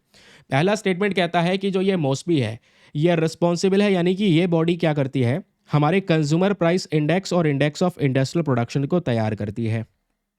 दूसरा स्टेटमेंट कहता है नेशनल स्टैटिस्टिकल कमीशन जो है ये एमओएसपी के अंदर में आता है, लेकिन ये जो कमीशन है ये एक कॉन्स्टिट्यूशनल बॉडी है, संवैधानिक बॉडी। तीसरा स्टेटमेंट कहता है ये जो मॉस्पी है ये सुपरवाइज करता है, यानी कि मॉनिटर करता है 20 पॉइंट प्रोग्राम को और members of parliament local area development scheme को। बहुत अच्छा क्वेश्चन है ये। बताइए दोस्तों यहाँ पर तीनों में से कौन कौन सा स्टेटमेंट सही है। Option number A 1 and 2 only, B 1 and 3 only, C 2 and 3 only, या फिर डी तीनों के तीनों सही हैं। फटाफट नीचे कमेंट सेक्शन में आंसर लिख दो। तब तक आते हैं अगले न्यूज़ आर्टिकल की तरफ। अगला जो आर्टिकल है ये बेसिकली बगल में दिख रहा होगा, ये आज का हमारा एडिटोरियल है। और इस एडिटोरियल को दोस्तों आप लोग देखोगे वैसे यहाँ पर थोड़ा सही से दिखाई दे नहीं रहा होगा, वेट करो, इसकी क्वालिटी को बढ़ाते हैं। तो यहाँ पर यह एडिटोरियल के अशोक वर्धन शेट्टी साहब ने लिखा है, एक रिटायर्ड आईएएस ऑफिसर हैं, और ये बात करते हैं कि आज भारतीय पुलिस में कौन कौन से बदलाव करने की ज़रूरत है। मैं आपको पहले ही एक कह सकता हूँ कि एक पॉइंट बता देता हूँ कि ये जो पूरा आर्टिकल है ना, ये किस आधार पे लिखा गया है। ये वही लिखा गया है टॉर्चर को लेकर या कस्टडियल डेथ को लेकर। आपको पता है कि कस्टडी में पिछले कुछ समय पर कुछ केसेस आए हैं कि कुछ लोगों की जान जा चुकी है। तो उसी कस्टोडियल टॉर्चर के बारे में बात करते हैं। उन्होंने बहुत शानदार सल्यूशन शेयर करे हैं, वो सल्यूशंस हमारे लिए जानने बहुत ज़रूरी है, इसलिए मैं आर्टिकल डिस्कस कर रहा हूँ और कोई रीज़न नहीं है, क्योंकि मेंस में क्वेश्चन बन सकता है। मैं आपको यहाँ पे प्रश्न भी दूंगा, उसको अटेम्प्ट कैसे करना है वो भी समझाऊंगा। बस ध्यान से ये आर्टिकल सुनना दोस्तों। तो ये रहा यहाँ पर आपका आर्टिकल का हेडिंग, ठीक है। आर्टिकल मैंने आपको बताया कि ये आर्टिकल बात करता है आज भारत की पुलिसिंग स्टाइल्स के बारे में, और इसमें 2 मॉडल शेयर करे गए हैं, यानी 2 मेथड का यूज़ किया जाता है पुलिस के माध्यम से किसी भी केस में इन्वेस्टिगेशन करने के लिए। एक मेथड होता है शेरलॉक होम्स और दूसरा मेथड होता है डर्टी हैरी। इंडिया में जो फॉलो हो रहा है वो डर्टी हैरी फॉलो हो रहा है, जबकि हमें यहाँ पर शेरलॉक होम्स को फॉलो करना था। याद रखना, प्रश्न बन सकता है, बताओ शेरलॉक होम्स डर्टी हैरी किस चीज़ से रिलेटेड है। ये वॉयलेंस से रिलेटेड है। मतलब आप देख पाओगे शेरलॉक होम्स में हम क्या करते हैं, एविडेंस, जो पुलिस है वो सीधा सबूत पे काम करेगी। किसी को मतलब किसी को आप अरेस्ट करके लेकर आए हैं तो अरेस्ट कर कर लेकर आए हैं, बस खाली आपके पास में उस व्यक्ति के खिलाफ में सारे एविडेंस नहीं है। आपको यहाँ पर तहकीकात करनी है, इन्वेस्टिगेशन के लिए बुलाया है, पूछताछ के लिए बुलाया है। आप पूछताछ करते वक्त कस्टडी में रख के उसको इतना टॉर्चर कर रहे हैं कि उसकी जान चली जाए, तो वो कहलाता है कस्टोडियल वायलेंस, और उस केस में पुलिस वाला बच भी जाता है। तो बेसिकली यहाँ पर इस आर्टिकल में वही बोला जा रहा है कि हमें कस्टोडियल वायलेंस या कस्टोडियल टॉर्चर को रोकना होगा देश में। ये जो तरीका है ना मार पीट के पूछने का, या फिर उस व्यक्ति ने मुजरम, वो कह सकते हैं कि जुर्म किया भी नहीं है, फिर भी उसको इतना मारा गया, इतना मारा गया, इतना पीटा गया कि उसने लास्ट में ये बोला कि हाँ चलो मैंने ही किया है। उससे ज़बरदस्ती कबुलवाया जा रहा है जबकि उसने नहीं किया है। ये है द डर्टी हैरी का केस। ये डर्टी हैरी से इंडिया को छुटकारा पाना बहुत ही ज़्यादा ज़रूरी है, वो राइटर ने फोकस किया है इस पूरे एडिटोरियल में।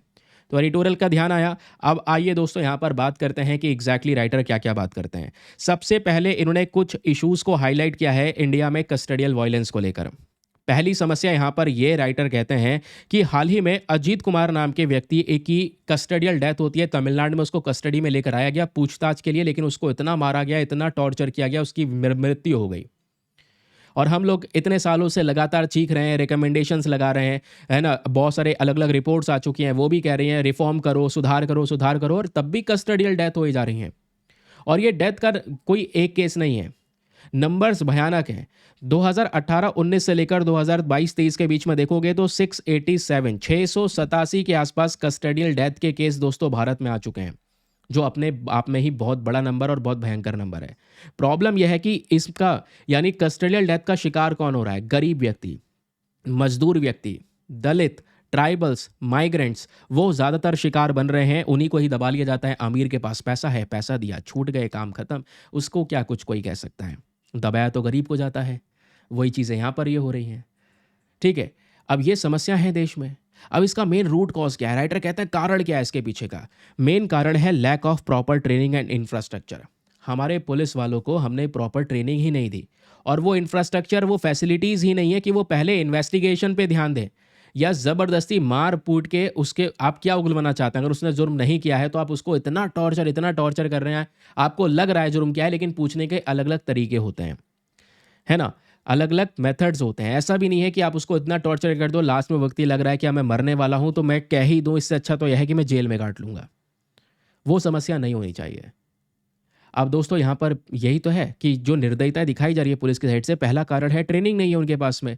दूसरा, आप देख पाओगे जुडिशियल अकाउंटेबिलिटी नहीं है, जवाबदेही नहीं है, जवाब देना नहीं देना है, कोई डर नहीं है, क्योंकि बच जाएंगे, उन्हें पता है बाद में भी क्या होगा। एक इंसान की जान ही तो ले ली है कस्टडी में, कह देंगे किसी और कारण की वजह से डेथ हुई है, तो इसकी वजह से यहाँ पर वो बच जाता है।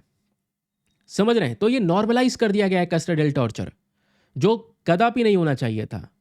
अब क्या होता है, राइटर कहते हैं जबकि इतने सारे केस हो चुके हैं सुप्रीम कोर्ट में, या इतने सारे इंस्टीट्यूशन हैं जो कस्टडियल टॉर्चर को रोकने की बात करता है। फॉर एग्जांपल, सुप्रीम कोर्ट की गाइडलाइंस को देखोगे तो डीके बासु केस को पढ़ लो। डीके बासु केस 1996 का केस है। इसमें यहाँ पर ये रोकने के लिए बोला गया था, गाइडलाइन शेयर की गई थी कि भाई कस्टडियल टॉर्चर नहीं होना चाहिए, उसके बावजूद भी हो रहा है ये टॉर्चर। फिर उसके बाद दोस्तों केवल डीके बासु केस तक सीमित नहीं है। 2017 में, अभी ज़्यादा पुराना तो नहीं है, 2017 में लॉ कमीशन की 273वीं रिपोर्ट आती है। उस रिपोर्ट में भी रिकमेंडेशन दिया था और बोला था कि भैया ये जो टॉर्चर है इसको ख़त्म करो, और भारत में एंटी टॉर्चर लॉ लेकर आओ, कानून लेकर आओ, जिससे ये कम से कम जो टॉर्चर वाली प्रॉब्लम है इसको रोका जा सके अपने देश में। अब क्या होता है उसके बाद देखोगे इंटरनेशनल लेवल पर भी आज दोस्तों ये टॉर्चर के अगेंस्ट में एक बॉडी बना रखी है जिसका नाम है United nation convention against torture. India ने साइन कर रखा है लेकिन अप्रूवल नहीं दे रखा। और फिर उसके बाद 2025 का जो ग्लोबल टॉर्चर इंडेक्स है कि किस देश के अंदर में जो लोग हैं उनको टॉर्चर कितना ज़्यादा किया जाता है, उस इंडेक्स के अंदर में इंडिया की रैंकिंग बहुत हाई है, हाई रिस्क में हम। तो ये प्रॉब्लम्स ही तो हैं। अब राइटर कहते हैं जबकि ये टॉर्चर करने के बजाय हमारे पास में कुछ अल्टीमेट दूसरे मेथड्स होने चाहिए थे, कुछ अलग मेथड। एक तरीका होता है शेन ओ मेरा मेथड, ठीक है, क्योंकि ये कहता है कि भैया अगर किसी को टॉर्चर करोगे तो उस व्यक्ति की मेमोरी डैमेज होगी, उसके सोचने समझने की क्षमता और कम होगी। तो जो विक्टिम है वो गलत इन्फॉर्मेशन दे सकता है, क्योंकि उसे दर्द हो रहा है, अपने आप को दर्द को रोकने के लिए, अपने आप को बचाने के लिए, वो हो सकता है जो उसने किया ना है वो कबूल जाए। सॉरी। तो वो बात हमें समझनी होगी। दूसरा, यहाँ पर देखोगे तो एक इंटरनेशनल एग्जाम्पल और हिस्ट्री के बहुत सारे एग्जाम्पल शेयर करे गए। अल्जीरियन वॉर का एग्जाम्पल शेयर किया गया है। जो CIA है यूएसए का, इन्होंने मतलब CIA हो गया या फिर कह सकते हैं यूके का ब्रिमिंगम हो गया, इन्होंने खुद ये बताया है कि हमने भी ऐसे केसेस को हैंडल किया है और उस केसेस में ये पाया कि जो टॉर्चर किया जाता है, टॉर्चर से गलत रिजल्ट्स आते हैं। वो व्यक्ति सोचता है मैं मर ना जाऊं, इसलिए वो बेफालतू का जो जुर्म नहीं किया वो भी कबूल लेता है। तो फिर क्या फ़ायदा भाई? जिसने जुर्म किया था वो बाहर घूम रहा है, जिसने नहीं किया उसको टॉर्चर करके आपने फालतू में जुर्म कबूल करवा दिया, केवल किस लिए कि हाँ आपने वो केस सॉल्व कर दिया है। फ़ायदा? कोई जस्टिस मिला? तो ये तो यहाँ पर सिचुएशन को और ज़्यादा भद्दा करता है ना। तो हमारे राइटर ने बोला इसका एक सोल्यूशन है। सोल्यूशन क्या है? सबसे पहला सोल्यूशन है यहाँ पर पीस मॉडल। याद रखिए, पीस मॉडल। यह है preparation and planning, engage, explain, account closure, evaluation. भाई मार तोड़ करने से अच्छा यहाँ पर यह है आप प्लानिंग करो, उस व्यक्ति के साथ में ज़्यादा डीपली एंगेज करो, उसको सारी स्थिति बताओ, क्या केस है क्या नहीं है ना। तो ये सब कुछ इवैल्यूएशन करना होगा और यही पीस मॉडल इस्तेमाल किया जाता है यूके, नॉर्वे, कनाडा, न्यूजीलैंड में। ये सभी देशों की जो पुलिस है वो फोकस करती है ट्रांसपेरेंसी में, ओपन एंडेड क्वेश्चन करते हैं, रिकॉर्डिंग करते हैं, सब कुछ बाकायदा रिकॉर्डिंग प्रस्तुत की जाती है, जिससे कई फॉल्स कन्फेशन तो नहीं होता ना। एक व्यक्ति को इतना नहीं मारा तोड़ा जाता, उसको सही तरीके से यहाँ पर आप कह सकते हैं कि बुलवाया जाता है, हर चीज़ को उसको पूरी कंडीशन समझा के। फिर ऐसे ही दोस्तों high value detainee interrogation group आपको देखने को मिलेगा, एक इंपॉर्टेंट ग्रुप। तो इनका रिसर्च किया गया और इनके रिसर्च में ये पता चला कि जो नॉन कोएर्सिव टेक्निक्स होती हैं ये ज़्यादा इफेक्टिव हैं। अगर आप मारतोड़ टॉर्चर नहीं करोगे तो यहाँ पर ज़्यादा बेटर रिजल्ट आएगा। ये ग्रुप यहाँ पर एक्सप्लेन करता है, इस चीज़ के बारे में बताता है। लास्ट में इन्होंने रिकमेंडेशन दिया है। सॉरी यार, मेरे गले की रेड लगी पड़ी है, पता नहीं क्या हो गया, बोला भी नहीं जा रहा है अचानक से। वीडियो मैंने पॉज करा था इतनी देर तक, अभी पॉज करने के बाद मैं वापस से शुरू कर रहा हूँ। एक सेकेंड रुकना यार। चलो आगे आते हैं। तो रिकमेंडेशन की जब बात हो रही थी तो यहाँ पर सबसे पहला रिकमेंडेशन क्या है, stand alone anti torture law लेकर आना। टॉर्चर के खिलाफ यहाँ पर एक कानून अपने देश में प्रेजेंट करना। और जो इंटरनेशनल लेवल पर जो कन्वेंशन अगेंस्ट टॉर्चर है साइन कर रखा है, तो इसको भाई रेटिफाई भी कर लो ताकि नियम को लागू कर सको अपने देश में, है ना। अपनी देश की पुलिस को ट्रेन करना, उनको पीस मॉडल समझाना कि किस तरीके से शांतिपूर्वक यहाँ पर ये बिना कस्टडियल अब्यूज़ करे भी केस को सॉल्व किया जा सकता है। तो प्रोफेशनल तरीके पे ज़्यादा हमें शिफ्ट होना होगा, ये बात यहाँ पर राइटर ने एक्सप्लेन की है। ठीक है, लास्ट में यहाँ पर ये इसका एक कंक्लूजन भी शेयर करते हैं। अब लास्ट में दोस्तों यहाँ पर कंक्लूजन क्या है, आइए फटाफट इसके बारे में बात करते हैं। कंक्लूजन यह है, ये बात ना केवल या ये जो पर्टिकुलर केस है ये केवल पुलिसिंग के मेथड्स के बारे में नहीं है, ये भारत के डेमोक्रेटिक वैल्यूज़ को भी दर्शाता है। तो ये जो पुलिसिंग है ये कम से कम जस्टिस को सर्व तो कर सके, क्योंकि अगर यहाँ पर टॉर्चर करके आप किसी से गलत को बुलवा रहे हैं तो फिर यहाँ पर वो जस्टिस कहाँ है। इंडिया को हमेशा होम्स वाले मेथड को या होम्स लॉजिक को फॉलो करना होगा। ये डर्टी हैरी करके जो ये पर्टिकुलर कॉन्सेप्ट है इसको इग्नोर जितना कर सको उतना ज़्यादा बेटर है। ठीक है, चलिए अब यहीं पर दोस्तों मैं आप लोगों को एक प्रीलिम्स का क्वेश्चन दे रहा हूँ, प्लीज़ इसको अटेम्प्ट कीजिएगा। बाद में यहीं पर एक मेंस का क्वेश्चन भी मिलेगा, उसको भी देखना है।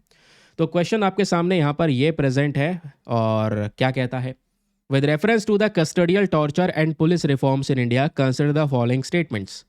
ठीक है, कस्टडियल टॉर्चर को लेकर आपके सामने ये 4 स्टेटमेंट्स हैं, बताना है चारों में से कौन कौन सा स्टेटमेंट सही है। पहला स्टेटमेंट कहता है कि इंडिया ने United nation convention against torture को रेटिफाई कर दिया है।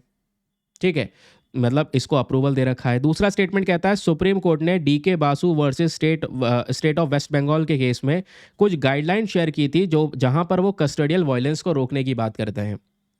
तीसरा स्टेटमेंट कहता है जो पीस मॉडल है, पीस मॉडल ऑफ इंटरोगेशन, ये आज बहुत सारे देशों ने जैसे यूके और नॉर्वे जैसे देशों ने अपना रखा है।